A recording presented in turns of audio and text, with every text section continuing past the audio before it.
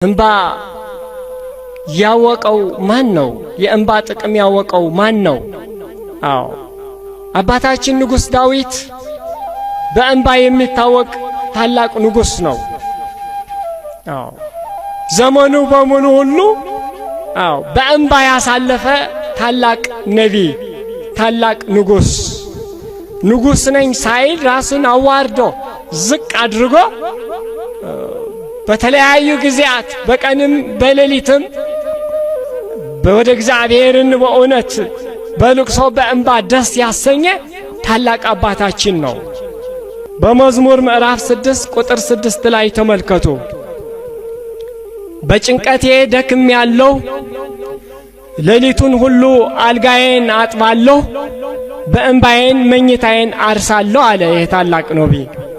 አዎ አባታችን ንጉሥ ዳዊት በጭንቀቴን ደክሜያለሁ ምንም በሌሊትም ነው ያለው፣ ሳያቋርጥ በእውነት አልጋዬን አጥባለሁ፣ በእንባዬንም መኝታዬን አርሳለሁ።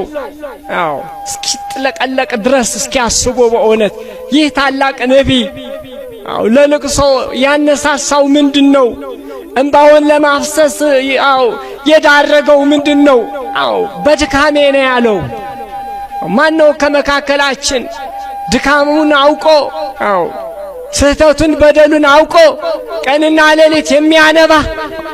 እስኪ በእውነት ይህ ታላቅ ነቢይ በእውነት መምህራችን አባታችን የእንባ አባት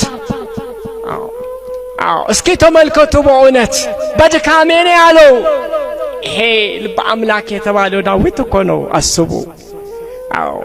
እግዚአብሔርን ደስ ያሰኘ ንጉሥ ዳዊት ከእግዚአብሔር ጋር የመነጋገር ጸጋ የነበረው ታላቅ ንጉሥ በድካሜ አለ። ቀንና ሌሊትን በእውነት አልጋዬን በእንባ አጥባለሁ አለ።